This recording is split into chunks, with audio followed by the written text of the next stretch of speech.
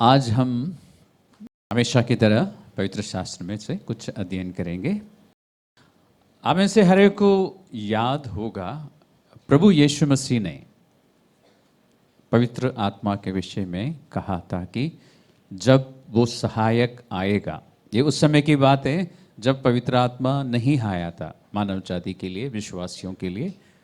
आपको याद होगा यूहन्ना का 14वां अध्याय में 26वां पद में, जॉन 14:26, प्रभु ने पवित्र आत्मा के विषय में बहुत सारे बातें कही है, लेकिन उस अध्याय में मुख्य तौर पर प्रभु ने दो बातें बताई। सबसे पहले, जब पवित्र आत्मा आएगा जो कि तुम्हारा सहायक है। क्या है वो? और इस शब्द को हमेशा ध्यान रखना, वो आपका सहायक है, मतलब उसके बिना या उसकी सहायता के बिना आप एक मसीही जीवन नहीं जी सकते। आप जिंदा तो रह सकते हैं, जीवित रह सकते हैं, लेकिन अगर आप मसीही बन के रहना चाहते हैं, if you want to be a follower of Jesus, आपको उसकी सहायता चाहिए।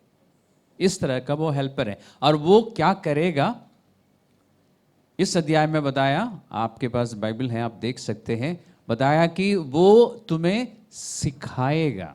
ओके, तो पवित्र आत्मा का काम क्या है? एक काम है आपको सिखाना, और आपका क्या काम है? सीखना नहीं, नहीं, उसको संदर्भ में पढ़िए। पवित्र, मैंने सवाल क्या पूछा था पहले? पवित्र आत्मा का क्या काम है? आपने सही जवाब दिया, आपको सिखाना। ये आपने बिल्कुल सही बोला। आपका क्या काम है? आप लोग वैसे 90% तक सही बोल रहे हैं। मांगना ही नहीं, वो आपने जो बोला वो सही है, सीखना। लेकिन आपने एक शब्द जोड़ना भूल गए। यस, नहीं, उससे सीखना, पवित्र आत्मा से सीखना जरूरी है। तो आपका 99% सही थे, लेकिन 1% छूट गया कि पवित्र आत्मा से सीखना जरूरी है। क्योंकि अगर आप दुनिया से सीखते रहेंगे तो हो सकता है कि आप गलत दिशा में चले जाएं। पवित्र आत्मा से सीखना, जब आप चर्च में बैठे होते हैं और मैं यहाँ पे खड़े होकर बोलता रहता हूँ, तो आपको सुनना है पवित्र आत्मा से कि ये जो कह रहा है सही है कि नहीं। वो किसकी जिम्मेदारी है? मेरी। मैंने 2020 में पैंडेमिक के बीच में हमने उसमें बुधवार नहीं था, शायद शुक्रवार की मीटिंग शुरू की थी। आप लोगों को याद है? या पैंडेमिक में, कोविड में सब भूल गए? तो शुरुआत के दिनों में मैंने क्या सिखाया था? कोई मुझे बता सकता है? ध्यान रखना, मैं जवाब देने के बाद सवाल पूछता हूं, लेकिन ये बताइए सीखने के विषय में मैंने क्या बताया था? सीखना आपकी जिम्मेदारी है, यही मैंने बताया था। प्रेरितों के काम 17वां अध्याय है, 11वां पद मैंने आपको दिखाया था, आपने खुद पढ़ा था। किसी को याद है उसमें क्या लिखा है? वहां पर बेरिया नाम के शहर के विश्वासियों के बारे में लिखा है कि ये लोग थिस्सलुनीके शहर के रहने वाले विश्वासियों से भले थे, अच्छे थे, मतलब उनसे भी ज्यादा अच्छे थे। क्यों? क्योंकि वो प्रतिदिन पवित्र शास्त्र में ढूंढते थे कि जो बातें हमें सिखाई गई है, किसके द्वारा? पौलुस के द्वारा, वो सही है कि नहीं। याद है? कुछ कुछ याद आ रहा है। और मैंने आपको ये भी बताया, अब आप में से कोई मुझे बताए क्या उन विश्वासियों के लिए जिन्होंने पौलुस से पवित्र शास्त्र के बारे में सुना, या हम कह सकते नहीं है, वही है, सुसमाचार सुना पहली बार यीशु मसीह के विषय में। वो यीशु मसीह के आने के, मसीहा के आने के इंतज़ार में थे, लेकिन उनको पता नहीं चला कि मसीहा आ चुका है। तो मसीहा के बारे में सुना तो उन्होंने क्या किया? इतनी देर में आपने बाइबल खोल लिया होगा और आपने देख भी लिया होगा, 17 में लिखा ना कि वो they would search the scriptures to make sure what they heard from Paul is correct. तो वो जिम्मेदारी आपकी भी है, मेरी भी है। लेकिन मैंने उस पवित्र शास्त्र में ढूंढने के विषय में क्या कहा था, किसी को याद है? आज आपके पास बाइबल्स है ना, सबके पास कम से कम एक बाइबल है, कई लोगों के पास एक से ज़्यादा है ना। फ़ोन में मल्टीपल वर्जन्स होंगे, एक किताब भी होगी आपके पास। लेकिन उस ज़माने के विश्वासियों के पास बाइबल नहीं थी। याद है आपको? कारण क्या है? आराधनालय में एक बाइबल होती थी, तो वो कहाँ जाके ढूंढते होंगे? आराधनालय में। वहाँ तक चल के जाना होगा, और वो जब चाहे चल के वहाँ जा सकते हैं, मतलब वो दरवाज़ा खुला मिलेगा आराधनालय का। क्योंकि पवित्र शास्त्र बहुत आदर के साथ किसी जगह पे उन्होंने रखी होगी, क्योंकि परमेश्वर का वचन है वो, उसे निकालना। और मैंने ये भी समझाया था कि ऐसी किताब नहीं थी, तो उनके लिए ढूंढना कितना मुश्किल रहा होगा। मसीहा को लेके जो कुछ भी लिखा है, मान लीजिए यशायाह नबी के पुस्तक में मसीह, आने वाले मसीहा के विषय में लिखा है, तो आज मैं बोलूंगा यशायाह का 53वां अध्याय खोलो, आप फटाफट पन्ने पलट देंगे, खोल देंगे, फ़ोन में जो 2-3 बटन प्रेस करने से आ जाएगा। लेकिन उनको पहले जाके जहाँ पे शेल्फ में जगह पे भी वो पोतलियाँ रखी है, चमड़े के स्क्रोल्स, पहले ढूंढना होगा यशायाह के कहाँ पर रखा होगा। फिर उसमें अध्याय नहीं था, तो शुरू से पढ़ना होगा कहाँ लिखा है। तो कितना समय उन्होंने दिया होगा ये जानने के लिए कि जो हम सुन रहे हैं वो सही है कि नहीं। लेकिन अभी कितना आसान है, बाइबल आपके पास है। उसके अलावा आपके पास लाइफ लाइन है ना। आप करोड़पति बन सकते हैं, मसीही जीवन में करोड़पति बन सकते हैं। लाइफ लाइन हमेशा ऑन है, और बार बार पूछ सकते हैं पवित्र आत्मा से। लाइन बिजी नहीं मिलेगा आपको, ऐसा भी नहीं बोलेंगे वो पिक नहीं कर रहा है आज की भाषा में, है ना। तो बाइबल का अध्ययन जब भी आप करते हैं चर्च में खास करके, या आप यूट्यूब में सुनते हैं, इंटरनेट में पढ़ते हैं, पवित्र आत्मा की सहायता लीजिए, क्योंकि प्रभु यीशु मसीह ने वायदा किया कि पवित्र आत्मा आपको सिखाएगा।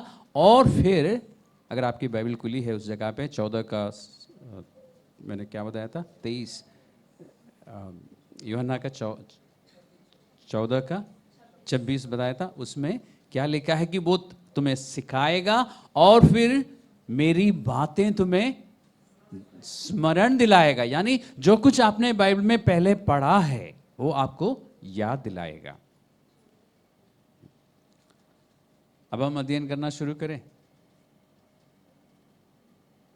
ये तो मैंने आपको बताया कि आपके पास लाइफ लाइन हमेशा है और आपके पास बाइबल है। अब निकालिए, हमने बेरिया में रहने वाले विश्वासियों के बारे में अभी जिक्र किया था ना, वहां पे लिखा था ना कि वो तेसलोनिके शहर के लोगों से भी ज्यादा अच्छे थे। यही पढ़ा था, ऐसे लिखा है, ठीक है। केन साहब कह रहे हैं कि ऐसा लिखा है, तो आप लोग विश्वास करेंगे ना, नहीं तो खुद अपनी बाइबल में देख लेना। Thank you. तो हम चलते हैं तेसलोनिकियों की पत्री में, क्योंकि परमेश्वर ने, पवित्र आत्मा ने इस बात को लिखवाते समय बेरिया नाम में रहने वाले विश्वासियों की तुलना किससे की? तेसलोनिके नाम शहर में रहने वाले लोगों से तुलना की। तो हम चलते हैं तेसलोनिकियों की पत्री में, देखते हैं वहां पे उनके बारे में क्या लिखा है। और आज आप लोग मुझे बताएंगे और फिर मैं बताऊंगा आप पवित्र आत्मा से सुन के बता रहे हैं या यूं ही बता रहे हैं। ऐसा करें हम, आज हम प्रैक्टिस करते हैं, है ना। हमेशा मैं कह के छोड़ देता हूं कि आप, इस उम्मीद से कि आप घर में प्रैक्टिस करते होंगे। आज पता चलेगा ना प्रैक्टिस कैसे होती है। आज हम सब मिलकर प्रैक्टिस करते हैं तेसलोनिकियों की पत्री में, पहली तेसलोनिकियों का दूसरा अध्याय। और हम पवित्र शास्त्र में जो लिखा है उसको ध्यान से पढ़ेंगे और फिर पवित्र आत्मा से मदद मांगेंगे। और पवित्र आत्मा आपको उस समय क्या क्या याद दिलाता है, क्या क्या समझाता है, उसके प्रैक्टिस कीजिए। यहां पे लिखा है दूसरा अध्याय का 13वां पद में, इसलिए हम भी, ये किससे बात हो रही है? तेसलोनिके नाम शहर में रहने वाले विश्वासियों से बात हो रही है। और मैं आपको एक दो बातें और बताना चाहूँगा। बाइबल में बहुत सारे पुस्तकें हैं, बहुत सारी किताबें हैं। उनमें से नया नियम में आपको पत्रियाँ मिलती है, जैसे रोमियो की पत्री, कोरिन्थियों की पत्री, गलातियों की पत्री, इंग्लिश में Romans, Corinthians, Galatians, Ephesians, Philippians, Colossians, इसके बाद थेसलोनियंस। इन पत्रियों में क्या खासियत है? पत्रियां जो है आपसे सीधी बात करती है, जबकि आप पुराना नियम में जाते हैं, वहां पे बहुत सारे ऐतिहासिक पुस्तक हैं, बुक्स ऑफ हिस्ट्री, वो आपसे डायरेक्ट बात नहीं करती, वो आपको बताती है कि क्या क्या हुआ था, ठीक है। और बदन संहिता है या फिर नीति वचन है, प्रोवर्ब्स, साम्स, आयुब की पुस्तक और सॉन्ग ऑफ सोलोमन और सबोपदेशक, ये सब कविता के रूप में लिखी गई पुस्तक है। तो उसको समझने के लिए थोड़ा सा कवि बनने की, हल्का सा कवि बनने की ज़रूरत है। लेकिन यहाँ पर पत्रियों में क्या खासियत है? पत्रियों में डायरेक्ट आपसे बात हो रही है, पढ़ने वाले से पवित्र आत्मा पत्रियों के द्वारा बात कर रहा है। या तो आपको उसमें उपदेश मिलेगा, यानी टीचिंग, शिक्षा मिलेगी, या फिर आपको डांट मिलेगी। तो शिक्षा मिलेगी, डांट मिलेगी, सुधार कैसे करना है आपको बताया जाएगा, और फिर कहीं कहीं आपको शाबाशी भी मिलेगी। डायरेक्ट आपसे बात हो रही है। इस पत्री में 2 अध्याय का 13वां पद में पवित्र आत्मा पौलुस लिखने वाले के द्वारा वहां के विश्वासियों से और उसके बाद आज हमसे भी, लेकिन सबसे पहली बार जब लिखी गई थी उनसे बात हो रही थी। उनसे कहा कि इसलिए हम भी परमेश्वर का धन्यवाद निरंतर करते हैं। क्यों करते हैं? कि जब हमारे द्वारा परमेश्वर के सुसमाचार का वचन तुम्हारे पास पहुंचा, तो तुमने उससे मनुष्यों का नहीं परंतु परमेश्वर का वचन समझकर, और सचमुच ये ऐसा ही है, ये परमेश्वर का ही वचन है, ग्रहण किया। अभी यहां पे क्या बात हो रही है? उनकी तारीफ हो रही है या उनको डांट मिल रही है? उनकी तारीफ हो रही है। डायरेक्ट उस चर्च से, कलीसिया से बात हो रही है। और बहुत कम आपको ऐसा मिलेगा कि पवित्र आत्मा ने किसी चर्च की तारीफ की हो, ज्यादातर आपको डांट मिलेगी। ये पहली कलीसिया है इतिहास में जिसको परमेश्वर की ओर से तारीफ मिली हो। तो जब हम इस पत्री को पढ़ेंगे, हमारे मन में ये आशा आनी चाहिए, एक चाहत, आशा नहीं, एक चाहत आनी चाहिए कि हम भी इन्हीं की तरह, कोई नहीं बोल रहा है, मुझे भी इसी कलीसिया के लोगों के समान बनना है, कि मेरे बारे में परमेश्वर ये कहे कि तुमने मेरे वचन को मेरा वचन समझ के ग्रहण किया। सिखाने वाले की बात समझ के नहीं, पास्टर जेम्स का वचन समझ के नहीं, परमेश्वर का वचन समझ के ग्रहण किया। अच्छा लगेगा ना? अगर आज रात को सोते समय आपके ड्रीम में पवित्र आत्मा आपसे बात करे, या घर में आप ऐसे बैठे हैं, पवित्र आत्मा ने बोला तूने मेरे वचन को मेरा वचन समझ के ग्रहण किया है, तो आप तो उछल पड़ेंगे वहाँ से, है ना? बहुत अच्छा लगेगा। फिर सबको बताएगा, फिर संडे के इंतज़ार करेगा टेस्टिमनी देने के लिए, है ना? हमें ऐसा बनना है, ऐसी चाहत रखनी चाहिए। हमने पूरा वर्ष को नहीं पढ़ा ना, अभी एक सेंटेंस रह गया उसमें। ये वचन जो उस चर्च से कहा कि तुमने जो ग्रहण किया, आज इस चर्च से पवित्र आत्मा कहता है कि जो तुम ग्रहण करोगे, ये वचन प्रभावशाली है, और वो तुम विश्वासियों में जो विश्वास रखते हो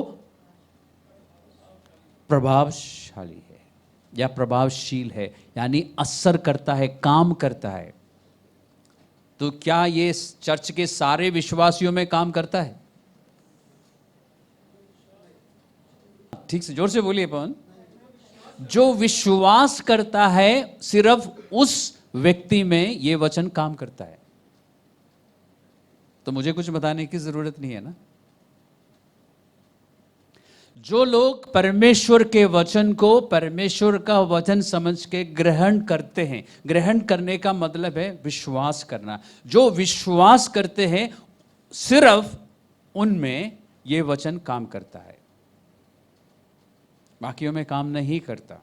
और बहुत सारे सवालों का जवाब यहां पर है ना।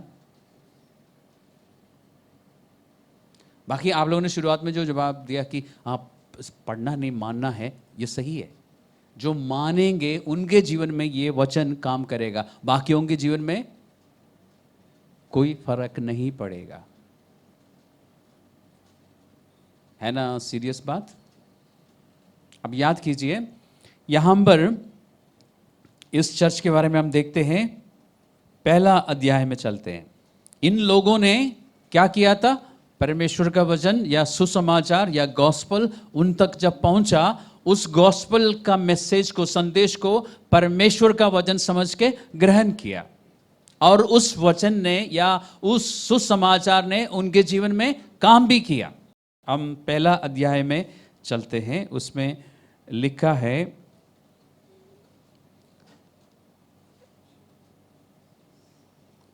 पहला अध्याय का 6वें पद में हम पढ़ते हैं, तुम बड़े क्लेश में पवित्र आत्मा के आनंद के साथ वचन को मानकर हमारी और प्रभु की सी चाल चलने लगे। उनमें परिवर्तन आया। जैसे उन्होंने पवित्र शास्त्र को या सुसमाचार को ग्रहण किया, कहने का मतलब विश्वास किया, क्या परिवर्तन आया? उनके चाल चलन बदल गए। हम कुछ संडेस पहले बात कर रहे थे ना सबसे बड़े चमत्कार के विषय में। एक व्यक्ति का चरित्र बदल जाना सबसे बड़ा चमत्कार है। टूटा हुआ हाथ सीधा हो जाना वो भी चमत्कार है। डायबिटीज, कैंसर से ठीक होना वो भी चमत्कार है। लेकिन कितने लोग डायबिटीज और कैंसर से ठीक होने के बाद, कितने लोगों के जीवन में आपने ऐसा देखा है कि उनका चरित्र बदल जाता है? मतलब चर्च के बाहर के लोगों की बात बता रहा हूं, कि आप एक व्यक्ति के बारे में कह सके कि यह व्यक्ति तो बदल गया। लेकिन सबसे बड़ा चमत्कार है कि एक इंसान का बदल जाना, वो पवित्र शास्त्र करता है। उनके चाल चलन बदल गए। यहां तक 7वां पद देखिए, मकिदुनिया और अखया के सब विश्वासियों के लिए तुम आदर्श बने। ये मकिदुनिया हिंदी में लिखा है, मैसेडोनिया अभी है, अभी भी ग्रीस में है, वो आप मैप में ढूंढ सकते हैं। अखया, कोरिंथ आप देख सकते हैं। वहां के लोग थिस्सलुनीकियों के लोगों से पहले विश्वास में आए थे। अगर आप प्रेरितों के कामों में जाएंगे, 17वां अध्याय 18वां अध्याय को पढ़िए तो आपको दिखाई देगा, यहाँ के लोग फिलिप्पी शहर के लोग पहले विश्वास में आए थे। वहाँ से इनको भगाया था, तब वो थिस्सलुनीकिया में पहुँचे थे। थिस्सलुनीकिया में प्रचार करके वहाँ पे लोगों ने विश्वास किया, तो वहाँ पर भी विरोध हुआ, तो वो बेरिया में चले गए थे।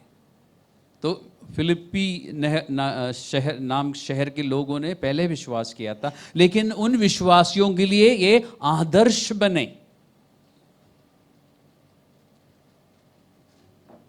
अब हमारे अंदर क्या चाहत होनी चाहिए ना, आपकी मर्जी है ना। हमारे अंदर भी पत्री आपसे बात कर रही है, आदर्श बने, क्योंकि तुम्हारे यहां से, यानी तुम्हारे चर्च, तुम्हारी कलीसिया से केवल मकिदुनिया और अखया में प्रभु का वचन सुनाया गया, पर तुम्हारे विश्वास की जो परमेश्वर पर है, हर जगह ऐसी चर्चा फैल गई कि हमें कुछ कहने की आवश्यकता नहीं है। यानी ऐसा होना चाहिए ना कि इस चर्च की तारीफ मुझे करने की जरूरत ना पड़े, लोग हमें बताए, चर्च के बाहर के लोग हमें बताए, दूसरे चर्च के लोग बताए, हमें अच्छा लगेगा ना। तो हमें ऐसा बनना चाहिए। ऐसा बनने के लिए हमारे पास सहायक कौन है? पवित्र आत्मा है हमें। और एक और बात हम एक और बात पर हम ध्यान देते हैं, क्योंकि 9वां पद, वे आप ही हमारे विषय में ये बातें कहते हैं, और तुम कैसे, उसके बीच में से मैं पढ़ रहा हूं 9वां पद का, और तुम कैसे मूर्तों से परमेश्वर की ओर फिरे ताकि जीवते और सच्चे परमेश्वर की सेवा करो। ये है परिवर्तन। लोग जो एक समय में मूर्ति पूजक थे, लोग जो एक समय में अंधविश्वास में थे, एक समय में तरह तरह की अलग अलग मूर्तियों के पीछे भागते थे, भागना छोड़ दिया, परमेश्वर की ओर मुड़ गए। कब मुड़ गए? जब उन्होंने सुसमाचार को ग्रहण किया। कि ऐसा ही कुछ हमारे साथ भी हुआ था ना। हम लोग सब अलग अलग ईश्वरों को पूजने वाले थे, व्यर्थ कामों में लगे रहते थे। एक दिन आपने सुसमाचार सुना, किसी ना किसी ने आपको बताया, आपने उस पर विचार किया, पवित्र आत्मा ने सहायता की, आपने उसको परमेश्वर का वचन समझ के विश्वास किया, ग्रहण किया, आप में बदलाव आ गया। आज आप उन चीजों से घृणा करते ना जो आप पहले करते थे, है ना। इसका मतलब आप बदल गए, आप बदल गए ना। एक वचन को, सिर्फ एक बात, परमेश्वर के वचन में से सिर्फ एक बात को मानने से आप इतना बदल गए कि आज आपको अच्छा लगता है किसी मूर्ति के सामने खड़ा रहना, या जहां मूर्तियों की पूजा हो रही है वहां पे रुकना आपको पसंद नहीं है। आप इतना बदल गए एक वचन से, एक सत्य को जानने से। तो ये जो थिस्सलुनीकियों में दूसरा अध्याय का 13वां पद में हमने पढ़ा ना कि तुमने तो परमेश्वर का वचन समझ के ग्रहण किया और ये वचन प्रभावशाली है, यानी ये काम करता रहता है विश्वास करने वालों में। यीशु मसीह को, प्रभु यीशु मसीह ने जो काम किया उस पर आपने एक बार विश्वास किया, वो काफी था। लेकिन अब पवित्र शास्त्र में बहुत सारी बातें हैं जिनको आपने ग्रहण करना है। जैसे आप विश्वास करेंगे आपके अंदर बदलाव आएगा। होता यह है कि हम पढ़ते जरूर है, हम कहते हैं हाँ जी ऐसा है, लेकिन हम विश्वास नहीं करते। विश्वास जब करेंगे ना वो हमारे जीवन में काम करेगा। जब तक विश्वास नहीं करेंगे वो कुछ भी काम नहीं करेगा। आपके पास क्या है उदाहरण देने के लिए? आजकल सेलफोन में बैटरी अलग से नहीं होता, नहीं तो मैं सेलफोन का उदाहरण देता। तो ऐसी कौन सी चीज़ है आपके पास जिसमें बैटरी लगती है? TV remote. सब लोग टीवी देखते हैं, ओके। तो आपके पास टीवी है और एसी है, रिमोट भी है, बैटरी भी है, लेकिन बैटरी अलग से रखा है। बैटरी में पूरा चार्ज है, ठीक है, लेकिन आपने उसको आपके रिमोट के अंदर नहीं डाला, या डाल रखा है लेकिन उल्टा डाल रखा है, काम नहीं करेगा ना। आप बोलेंगे यार काम क्यों नहीं करता, पैसा खर्च करके नया खरीद के लाया था, लेटेस्ट वो कि एक्सपायरी डेट चेक करके खरीदा था, तब भी काम नहीं कर रहा। क्योंकि आपने उल्टा डाल रखा है। नई बाइबल खरीद के लाते हैं बुक स्टोर से, एक्सपेंसिव बाइबल, ठीक है, और लेटेस्ट वर्जन डाउनलोड भी कर लेते हैं, बाइबल में है, लेकिन आप पढ़ते भी हैं लेकिन यूज़ नहीं कर रहे हैं, इसलिए काम नहीं कर रहा है। और बैटरी को गाली दे रहा है दुकानदार को, यार उसने इसकी दुकान में सारी पुरानी चीज़ें होती हैं, कहीं और से ले आते हैं, ऑनलाइन मंगवा, बहुत सारी बातें मन में आती है, ये वचन क्यों नहीं काम कर रहा है। पास्टर जेम्स तो कूद कूद के सिखाते हैं, सरीना भी बोलती है कि ऐसा करो, कुछ नहीं हो रहा है। क्यों? क्योंकि आप कर नहीं रहे, आपने ग्रहण नहीं किया, आपने एक्सेप्ट नहीं किया, विश्वास नहीं किया, आपने सिर्फ दिमाग से सुन लिया और उसको एक साइड में रख दिया। सिर्फ सुसमाचार ही नहीं, पवित्र शास्त्र की हर एक बात हमारे जीवन में, या हर एक वचन हमारे जीवन में काम तब करता है जब हम उन्हें ग्रहण करते हैं। अगर आप विश्वास नहीं करेंगे तो काम नहीं करेगा। पवित्र शास्त्र में लिखा ना, इब्रानियों की पत्री का 4 के बारे में क्या लिखा है? परमेश्वर का वचन जीवित है और प्रभावशाली है, शक्तिशाली है। उसमें जीवन है, उसमें शक्ति है, लेकिन उसका असर कब दिखेगा? जब हम उसको ग्रहण करेंगे। नहीं तो वो वचन बैटरी की तरह रहेगा, कोई काम नहीं करेगा। तो आज आपने हेल्प ली पवित्र आत्मा से? जब मैं क्वेश्चंस पूछ रहा था, आपको पवित्र आत्मा से पूछना चाहिए था, बताओ जल्दी बताओ क्या है, कहाँ लिखा है, या क्या है? तो थोड़ा सा प्रैक्टिस कीजिए इस वचन को। देखिए, मैं आपसे एक क्वेश्चन पूछता हूँ। आप सब डेविड को जानते हैं, हिंदी में दाऊद।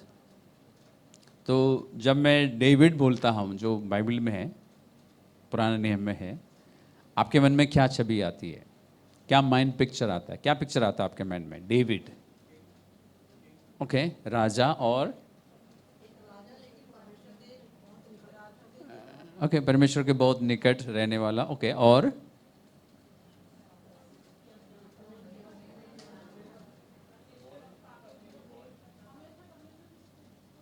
ओके, परमेश्वर की स्तुति हमेशा वो करता था, और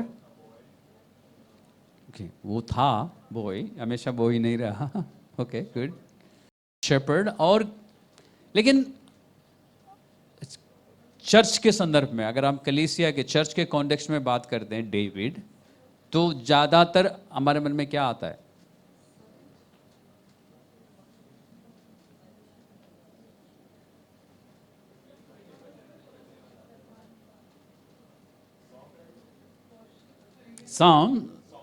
song writer, composer, yes, okay, परमेश्वर के चित्त के अनुसार है, वो हमने पढ़ा है। लेकिन हम जब भी दाऊद के विषय में सोचते हैं, या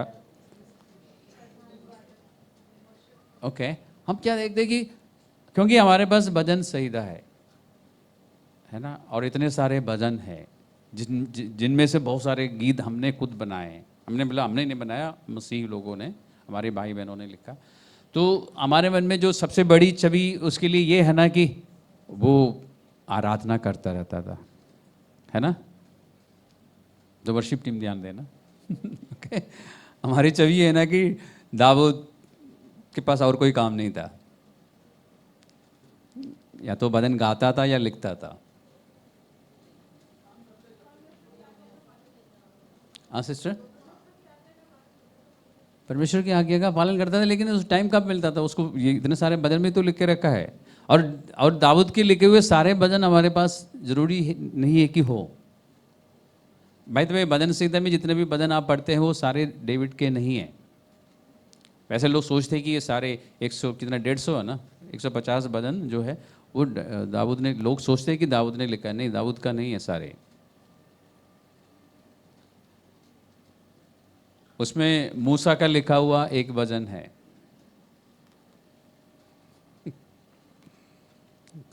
और आपके बाइबल में लिखा भी है कि ये मूसा का गीत है, लेकिन हम समझते हैं कि वो दाऊद का है। भजन 90 है शायद, 90।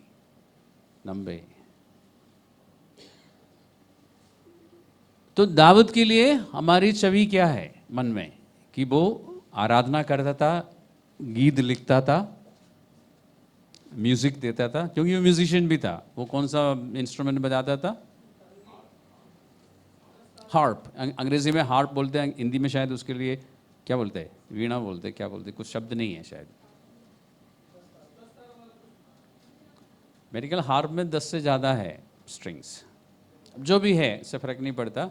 तो वो म्यूजिशियन था, कंपोजर था, लिरिसिस्ट था, खुद लिरिक्स लिखता था, फिर कंपोज करता था। बाय द वे, आप लोगों को मालूम है, जिन्होंने क्लास ली है how to walk in spiritual gifts, आपको पता है ना कि जितने भी भजन है वो म्यूजिक के स्केल पे लिखा हुआ है, आप गा सकते हैं। आपको याद है ना, आपसे मैं गवाया भी था, आप में से बहुत लोगों ने बहुत खूबसूरती से गाया भी था, क्योंकि ये प्रॉपरली कंपोज्ड सॉन्ग्स है। भजन जितने भी है आप गा सकते हैं। तो ये छवि है ना हमारे मन में।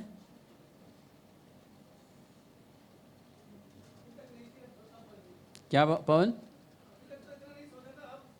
अब सोच रहे हैं, क्योंकि अब मैं थोड़ा सा बोलता हूं तो वाकई पवित्र आत्मा कुछ ना कुछ याद दिलाता है आपको, इसलिए आपने कट से बोला ना, वो परमेश्वर के चित्त के अनुसार था, वो परमेश्वर की आज्ञाओं को मानता था। ठीक है, सिस्टर संतोष, परमेश्वर के सामने ट्रांसपेरेंट था, ये सही है। ये आपने जितने भी बातें अभी बताई है उनमें से कोई भी गलत नहीं है, लेकिन मेरी अपनी बात बताता हूँ। जब भी मैं दाऊद के बारे में सोचता हूँ तो हाँ, मुझे ये दिखता है, एक लड़का पहले जब वो शेपर्ड था, उसके बाद राजा होने के बाद भी वो एक हार्प लेके बैठता था, बजाता रहता था, गाता रहता था, ठीक है। तो युद्ध में कब जाता था? राजा होने के नाते वो हमेशा सिंहासन पर नहीं होते थे, युद्ध के लिए भी जाना होता था। फिर राजा होने के नाते एक और काम है ना राजा का, पवित्र आत्मा से हेल्प लीजिए। राजा और क्या करता है? ये तो तलवार चलाता है ठीक है, और क्या करता है? प्रजा का न्याय करना, तो जज का भी काम करता है। He was a chief justice अपने देश का, ठीक है, और ही वॉज अ जनरल, है ना, अपने आर्मी का सुप्रीम कमांडर वही था, और कुछ सोल्जर भी था। फिर घर का भी ध्यान रखना था, ठीक है, खाना वाना भी खाना है, सब कुछ करना है, प्रजा का ध्यान रखना है कि सब सही सलामत है हमारी प्रजा के साथ। उसके बाद परमेश्वर की आराधना भी करता था, गीत लिखने का समय भी मिलता था, तो बिजी रहता था। हम सोचते थे कि वो वेले थे, मतलब उसके पास कुछ काम नहीं था तो गीत लिखता था बैठ के। नहीं, ऐसा नहीं है, हमसे भी ज़्यादा बिजी रहने वाला इंसान था। लेकिन किसी ने बोला, शायद सिस्टर वीना ने बोला, वो परमेश्वर की आज्ञाओं का पालन करता था। कभी कभी गलतियां भी करता था, भयंकर गलतियां की है, लेकिन अभी मैं भजन से ही आपको दिखाता हूं। भजन संहिता 119 खोलिए, और उसमें बहुत सारे वर्सेस नहीं है, इसलिए हम पूरे पढ़ने की कोशिश करते हैं आज, और उम्मीद करता हूं कि आप पवित्र आत्मा से सहायता लेते रहेंगे। लाइफलाइन ऑन रखना।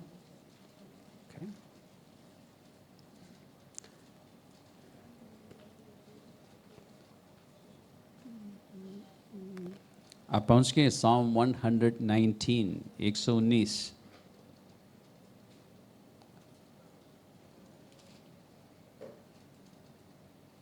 और आपने बाइबल खोल के देखा था, ये नंबर मैंने जो बोला था वही था? चेक कर लिया था ना? चेक करना चाहिए, समझदार लोग चेक करते हैं। आपको बेरिया के विश्वासियों के समान बनना है। जो बातें मैं बोल रहा हूँ यूं ही है कि नहीं, आपको देखना है। जिम्मेदार कौन है? सिखाने के लिए मैं जिम्मेदार हूँ, सीखने के लिए आप जिम्मेदार हैं। और आपको देखना है कि जो शिक्षा मिल रही है वो सही है कि नहीं, क्योंकि आपके पास पवित्र आत्मा है। तो भजन 119 में चलते हैं, और अभी मैं आपसे सवाल पूछूंगा, आपको बताऊंगा नहीं। इस भजन 119 का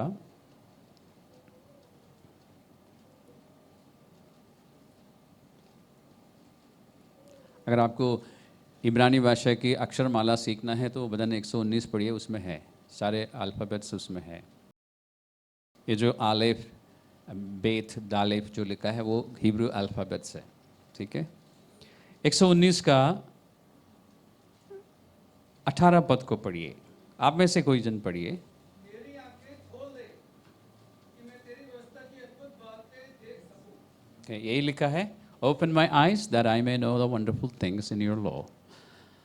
अब एक बार फिर देखिए ध्यान से, यही लिखा है, मेरी आंखों को खोल दे ताकि मैं तेरी व्यवस्था की अद्भुत बातें देख सकूं। तो ये पढ़ने के बाद आपको क्या समझ आया? ये राजा है, योद्धा है, न्यायी है, और भजन लिखने वाला है, म्यूजिशियन है, कंपोजर है, परमेश्वर की आराधना करने वाला व्यक्ति, जो हमारे लिए एक नमूना है उर्दू में, और आदर्श है। दिल्ली में नमूना गलत तरीके से इस्तेमाल करता है, इसलिए मैंने बोला आदर्श है हमारे लिए। ओके, इस व्यक्ति के जीवन के बारे में इस वचन से 18 पद से आपको कुछ मिलता है। उसने परमेश्वर के सामने एक इच्छा रखी, उसकी प्रार्थना रही कि परमेश्वर मेरी आंखों को खोल दे ताकि मैं तेरे वचन की अद्भुत बातों को देख सकूं, समझ सकूं। क्या मिला आपको? पूछिए पवित्र आत्मा से।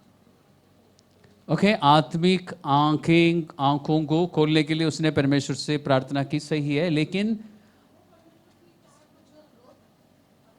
आप बोलते जाइए, बोलते जाइए, फिर से पढ़िए, फिर से पढ़िए, और पवित्र आत्मा से थोड़ी सी हेल्प लीजिए।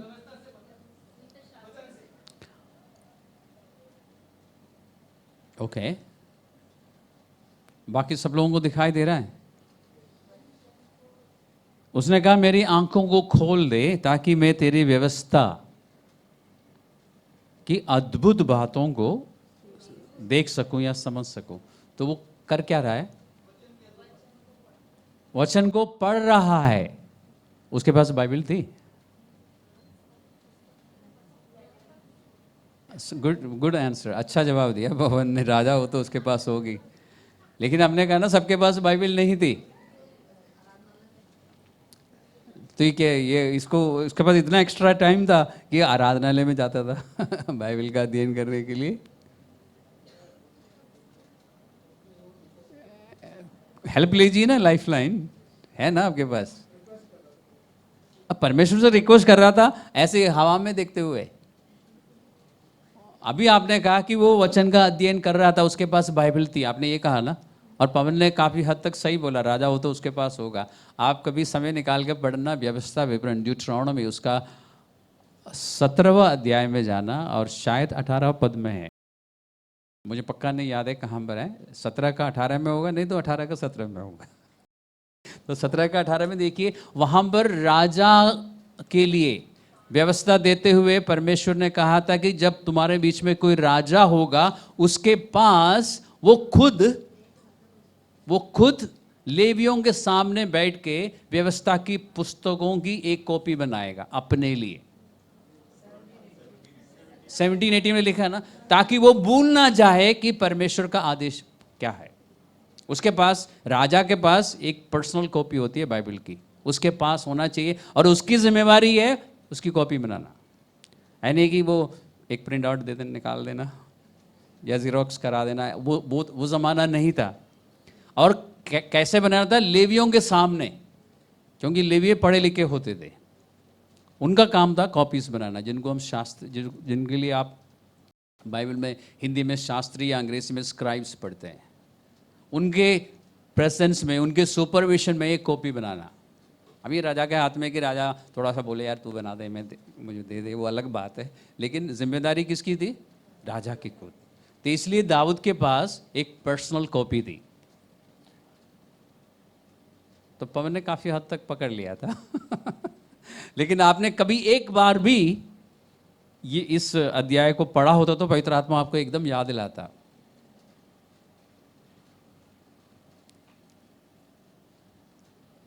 अब आनंद, मजा आ रहा है ना बाइबल स्टडी का? ओके। इस तरह जो कुछ आपने पढ़ रखा है, जब आपको उसकी जरूरत हो, पवित्र आत्मा आपको याद दिलाएगा। अध्ययन करते हुए भी या जीवन के किसी भी संघर्ष में जो वचन आपको चाहिए, अगर आपने पहले पढ़ा है तो आपको याद दिलाएगा, नहीं तो नए सिरे से आपको बहुत कुछ वो सिखाएगा भी। यही पवित्र आत्मा का काम है ना। ऐसा नहीं कि वो चर्च सेटिंग में आपको सिखाएगा, चर्च में भी सिखाएगा, लेकिन आप 24 घंटे चर्च में नहीं होते, 365 दिन चर्च में नहीं होते। तो बाहर की दुनिया में जब आप रहते हैं, आपको वचन की ज़रूरत है, परमेश्वर की ओर से सलाह की ज़रूरत है, पवित्र आत्मा देता है। पिछली बार मैंने इस बारे में कहा ना कि हम सलाहकार को साथ लेके घूम रहे हैं और ढूंढ रहे हैं कि कौन हमें सलाह देगा, अंदर है।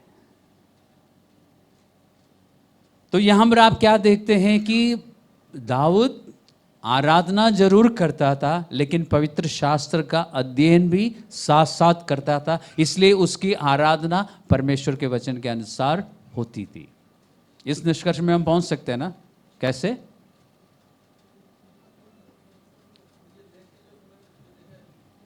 दो और बातें भी है, याद कीजिए। एक, यीशु मसीह ने भविष्य के आराधकों के लिए क्या कहा था, यानी आपके लिए और मेरे लिए एक समय आ रहा है। बाकी आप बताइए, आराधना के विषय में यीशु मसीह ने क्या कहा? जो आत्मा और सच्चाई से, आत्मा और परमेश्वर के वचन के अनुसार आराधना करेंगे, ऐसे लोगों की खोज में है परमेश्वर। तो परमेश्वर ऐसे आराधकों की खोज में है जो परमेश्वर के वचन के सत्य के अनुसार आराधना करता हो। ये नहीं कि आप कुछ भी गा लिया, कुछ भी बोल दिया, वो आराधना नहीं है। आपके मुंह से निकलने वाली बातें परमेश्वर के वचन के अनुसार होना चाहिए। ये सबसे अच्छा आराधक क्यों बना दाऊद? क्योंकि प्रेरितों के कामों में 15वां अध्याय में, वर्ष मुझे याद नहीं है, आप बाद में देख लेना, वहां पर पुराना नियम की एक परमेश्वर की प्रतिज्ञा के विषय में चर्चा हुई है। और याकूब, जेम्स ने बोला, मैं नहीं, बाइबल में जो जेम्स है, बोला कि परमेश्वर ने वायदा किया है कि मैं अंत के समय में दाऊद के उस गिरे हुए झोपड़ियों को फिर से खड़ा करूंगा। यानी जिस तरह दाऊद आराधना करता था, वैसे आने वाले समय आराधना लोगों के द्वारा होगी। क्यों? क्योंकि दाऊद जो है बाकी लोगों से हटकर आराधना करता था परमेश्वर के वचन के अनुसार। उसने बोला ना कि परमेश्वर मेरी आंखों को खोल ताकि मैं तेरे वचन की अद्भुत बातों को समझ सकूं। तो आपको और मुझे क्या करना चाहिए? बाइबल पढ़ते समय पवित्र आत्मा से बोलना चाहिए, मतलब सीरियसली बोलना चाहिए कि पवित्र आत्मा मुझे मेरी हेल्प कर, तब वो हेल्प करेगा। इस 119 में वर्ष 105 तो सबको पता होगा, रटा हुआ होगा। बताइए।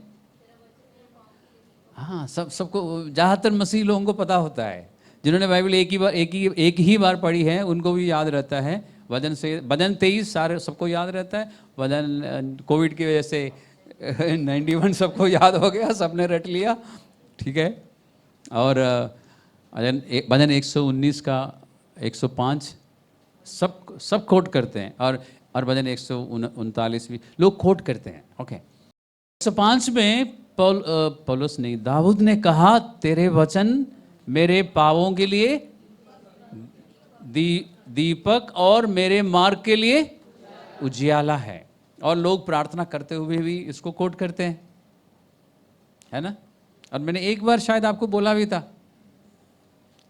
दाऊद ये कह सका। और भजन 23 भी ऐसे है, सबने रट लिया है, जितने भी क्रिश्चियन से सबको रटा हुआ है। लेकिन दाऊद ने कहा कि यहोवा मेरा चरवाहा है। आप ये कह सकते हैं? अब ध्यान से देखिए, दाऊद ने ये नहीं कहा कि यहोवा चरवाहा है इसलिए मुझे कोई गति नहीं होगी। उसने कहा कि यहोवा मेरा चरवाहा है। लेकिन पढ़ते समय हम ऐसे पढ़ते कि यहोवा चरवाहा है, वो मुझे नहीं, वो मेरा चरवाहा है। वो समझ आप में है, वो विश्वास आप में है कि वो मेरा चरवाहा है। बाइबल में बहुत सारी बातें हमारी समझ के अनुसार परमेश्वर लिखवाता है। हमें परमेश्वर ने, हम है मनुष्य, लेकिन हमारे लिए क्या बोला है कि हम क्या है? उसकी चराई की भेड़ें। क्यों कहा? कभी आपने सोचा है परमेश्वर ने हमें थोड़ा सा नीचे करके बनाया, परमेश्वर से थोड़ा सा नीचे करके। हम परमेश्वर नहीं है, परमेश्वर थोड़ा सा कम है हम, लेकिन हम जानवर नहीं है, जानवर से ज़्यादा समझदार है हम, है ना। Unless you are studying zoology, ठीक है, उसमें हम एनिमल किंगडम में आते हैं, ठीक है। तो साइंस में, मतलब बायोलॉजी में हम एनिमल किंगडम में आते हैं। अदरवाइज परमेश्वर के वचन के अनुसार हम जानवरों से काफ़ी ऊपर है। हमें बोला गया है कि जानवरों की तरह मत बनना। कहीं लिखा है? पढ़ा तो होगा, भजन संहिता में ही लिखा है, 95 में शायद लिखा है ना कि घोड़े और कचरों के समान मत बनना, जिन्हें लगाम देना पड़ता है। ओके, हम नहीं है ऐसा, हम अच्छे बच्चे हैं परमेश्वर के, है ना। कॉन्फिडेंस नहीं है?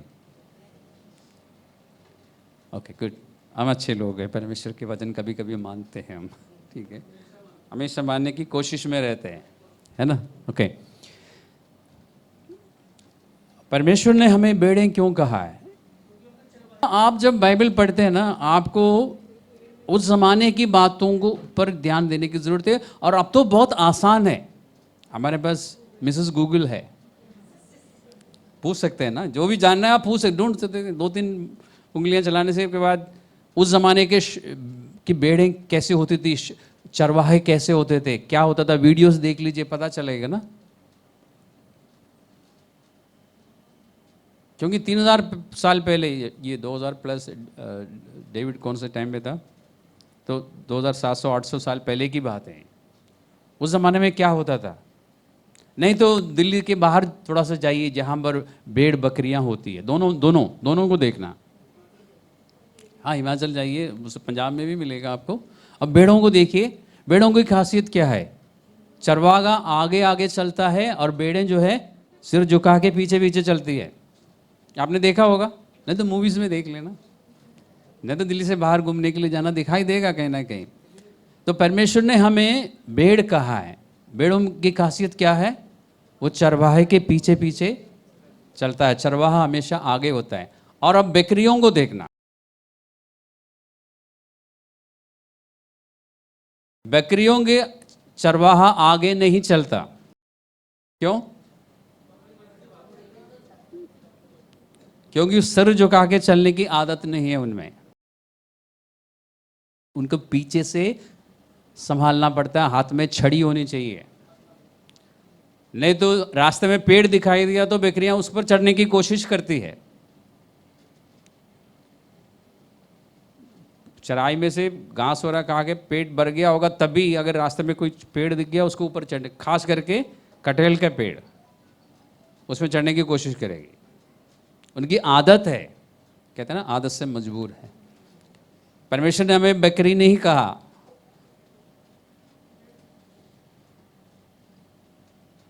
बकरी हम बात नहीं मानती, इसलिए न्याय के दिन लिखा है ना, परमेश्वर भेड़ों को बकरियों से अलग करेगा। भेड़ों को शाबाशी मिलेगी, इनाम मिलेगा, बकरियों को नहीं मिलेगा। तो बाइबल पढ़ते समय थोड़ा सा पीछे को चले जाइए, शहर से बाहर निकल जाइए, और थोड़ा सा ज़रूरत पड़ने पर इंटरनेट की सहायता लीजिए। और आप चाहत रखेंगे तो परमेश्वर, जब आप बाहर निकलते ना दिल्ली से, तो भेड़ों को देखते ही परमेश्वर बहुत सारी बातें याद दिला, मतलब पवित्र आत्मा याद दिलाएगा आपको, पवित्र शास्त्र की बहुत सारी बातें समझ आएगी आपको, क्योंकि वो परमेश्वर की अद्भुत बातों को समझता था। क्योंकि उसने प्रार्थना की 1 बार 2 बार, हर बार कि परमेश्वर मुझे समझाओ, फिर वो समझता था और उस वचन के अनुसार ही वो परमेश्वर को जानने लगा। इस पूरे भजन में 119 में वो बार बार कहता है कि परमेश्वर, तेरी व्यवस्था मुझे सिखाओ ताकि मैं तुझे जानूं। ये जो परमेश्वर उसके बारे में एक कमेंट देता ना कि वो मेरे चित्त के अनुसार था, वो कैसे बना? क्योंकि वो परमेश्वर की फितरत को जान लिया था। कैसे? परमेश्वर के वचन के अनुसार उसने जान लिया कि परमेश्वर करुणाकारी है और दयालु है, इसलिए उसने दया की याचना की। कब? जब उसने बहुत बड़ा गुनाह किया था कि परमेश्वर तू तो अनुग्रहकारी और दयालु है, मेरे पापों को तू जानता है, मेरे मन की बातों को इससे पहले कि मैं मुंह से निकालूं तू दूर से जानता है। 139 में उसने इसलिए लिखा, क्यों? क्योंकि उसने परमेश्वर को जान लिया था। तो इस वचन के द्वारा हम परमेश्वर को जान सकते हैं, और क्योंकि उसने इस वचन को अपने जीवन के लिए, अपने एक एक कदम में रोशनी के लिए उसने इस्तेमाल किया, इसने लिखा कि तेरा वचन मेरे लिए दीवट है। आज के ज़माने में your word is a torch for me, flash light जो आपके सेल फोन में होता है। अब इतनी लाइट में रह के आपको इसका मज़ा नहीं आएगा। किसी दिन अंधेरे में चलने की कोशिश करना, लाइट सारे बंद करके, या दिल्ली में अब लाइट जाती नहीं है, जो दिल्ली से बाहर निकलना। उस ज़माने के लोगों के बारे में सोचिए जिनके लिए दिन 6 बजे ख़त्म हो जाता था, क्योंकि बिजली नहीं थी उस ज़माने में। दिया जलाते थे, वो भी थोड़ी देर के लिए, खाना खा के एकदम बंद करके फिर सो जाते थे।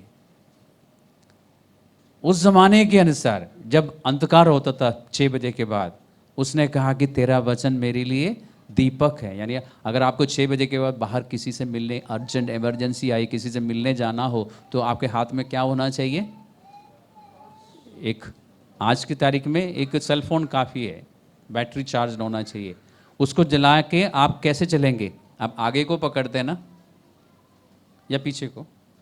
आगे का। आप सब ऐसे बैठे, मैंने सोचा कि पीछे को पकड़ते होंगे। ओके, अब आगे को लाइट जला के कितनी दूर तक लाइट मिलती है आपको उसकी? 4-5, 2-3 फीट तक। तो एक कदम रख लिया आपने, दूसरा कदम रख लिया, लाइट भी आपके साथ चल रही है। इसलिए जब आप आपके मित्र के घर पहुंच जाएंगे, जो कि 1 किलोमीटर दूर होगा, आप ये रियलाइज़ करते हैं कि पूरी 1 किलोमीटर तक रोशनी उस टॉर्च से मिली, लेकिन एक एक कदम में मिली है ना। इसलिए दाऊद कहता है कि तेरा वचन मेरे पापों के लिए दीपक है। यानी 1 फुट या 2 फुट दूरी तक वो लाइट देती है। जब मैं वहाँ पहुँच चुका हूँ तो आगे के लिए लाइट देता है। परमेश्वर का वचन ऐसा है। परमेश्वर जो कहता है आप उसको करेंगे तो आगे के लिए और वचन आएगा। अगर आप बैठे रहेंगे कि जब तक मुझे पूरी बात नहीं समझाता परमेश्वर, मैं नहीं करता, तो कभी आपसे होगा नहीं। परमेश्वर का वचन ऐसा काम करता है, आपको यहाँ से पॉइंट ए से पॉइंट बी तक वो पहुँचा देगा, लेकिन एक एक कदम, एक एक बात आपको सिखा के। इसलिए हम में से ज़्यादातर लोग हार जाते हैं मसीह होने के बावजूद। क्यों? क्योंकि हम पूरी समझ प्राप्त करने के बाद आगे बढ़ने की कोशिश में रहते हैं। पूरी समझ एक साथ नहीं मिलती, थोड़ा थोड़ा करके, एक एक स्टेप। इसलिए मैंने आपको इतना लंबा समझाया कि उस ज़माने के अनुसार सोचने की हमें ज़रूरत है। कभी आप प्रैक्टिकली करके भी देखना, तो आपको समझ आएगा। एक एक स्टेप में लाइट मिलती है और अंत में आप अपने मंजिल तक पहुंच जाते हैं।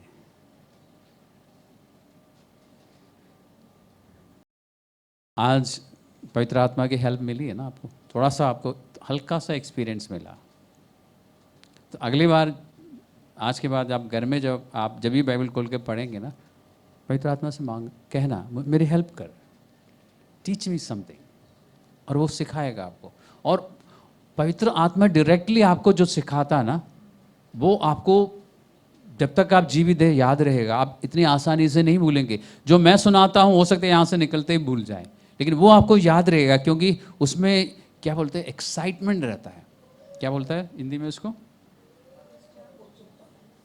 वो बहुत कठिन शब्द है उसको, मतलब आपके अंदर जोश रहता है उस बात को लेके, है ना। उस बात को लेके बहुत जोश रहता है, खुशी रहती है। 10 जनों को बताना है आज मुझे पवित्र आत्मा ने ये सिखाया।